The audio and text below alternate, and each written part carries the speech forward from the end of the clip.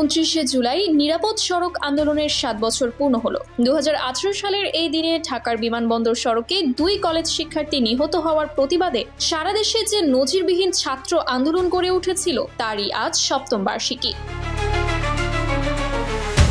এই আন্দোলনের মূল উদ্দেশ্য ছিল নিরাপদ সড়ক নিশ্চিত করা এবং সড়ক দুর্ঘটনা রোধে কার্যকর পদক্ষেপ গ্রহণ।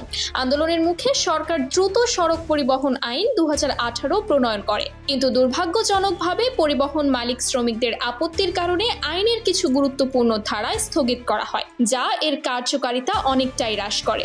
গত 7 বছরে সড়কে শৃঙ্খলা ফেরাতে কিছু উদ্যোগ নেওয়া হলেও সড়ক দুর্ঘটনা ও এতে হতাহতের সংখ্যা এখনো উদ্বেগজনকভাবে বেশি। গণমাধ্যমে প্রকাশিত খবর অনুযায়ী প্রতিদিন দেশের কোথাও না কোথাও সড়ক দুর্ঘটনায় প্রাণহানি ঘটছে। বেপরোয়া গাড়ি চালানো, ট্রাফিক আইন অমান্য করা, ফিটনেসবিহীন যানবাহনের চলাচল এবং চালকদের অদক্ষতা এসবই দুর্ঘটনার প্রধান কারণ হিসেবে চিহ্নিত।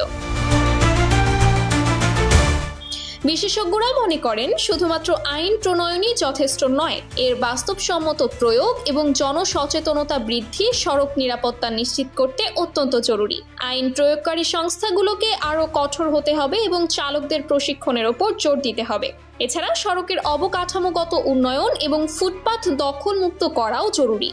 নিরাপদ সড়ক আন্দোলনের 7 বছর পেরিয়ে গেলেও সড়কে নিরাপত্তা এখনও একটি বড় চ্যালেঞ্জ। এই বিষয়ে সরকারের পাশাপাশি জনগণকেও সচেতন হতে হবে এবং সড়কে শৃঙ্খলা ফিরিয়ে আনতে সম্মিলিত প্রচেষ্টা চালিয়ে যেতে হবে। লক্ষ্য একটাই, সড়ক হোক সবার জন্য নিরাপদ, মৃত্যুর মিছিল বন্ধ হোক। Sumaiya Snigdha, daily our Bangladesh.